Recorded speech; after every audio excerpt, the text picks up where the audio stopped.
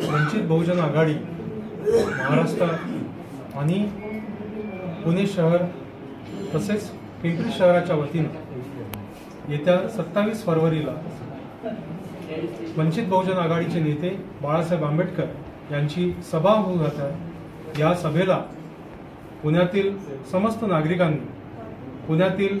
आरक्षणवादी संघटनांनी, पुण्यातील फुले शाहू आंबेडकरवादी संघटनांनी या सगळ्या सभेमध्ये उपस्थित राहावं अशा अनुषंगाने आजची पत्रकार परिषद घेण्यात आली आहे।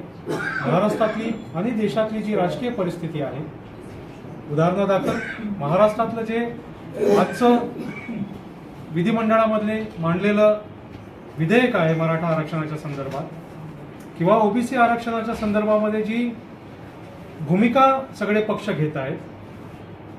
देशात जे एक अघोषित आणीबाणी नांदू घालत आहे,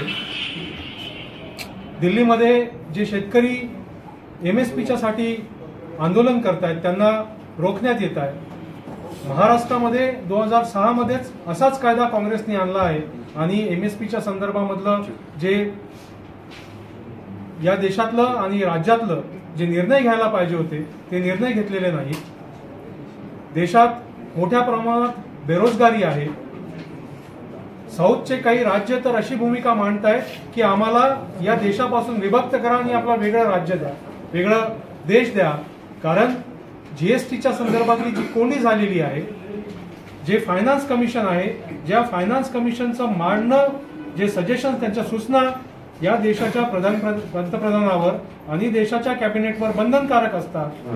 त्या सूचना धुडकावून लावून जे राज्यांना पुरवठा केला गेला पाहिजे टॅक्सेशनच्या माध्यमातून तो होत नाही आहे, अशा असंख्य प्रश्न लोकशाहीच्या या देशातल्या लोकशाहीच्या मानगुटीवर येऊन बसलेले आहेत आणि त्या प्रश्नाची उलाढाल करण्याच्या अनुषंगाने, त्या प्रश्नाची चर्चा करण्याच्या अनुषंगाने येत्या 27ला बाळासाहेब आंबेडकरांची सभा पुण्यात होत आहे। तेव्हा तुमच्या माध्यमातून समस्त पुणेकरांना, समस्त पिंपरी चिंचवडकरांना माझं आव्हान आहे की यांनी या सभेमध्ये मोठ्या संख्येने सहभागी व्हावं।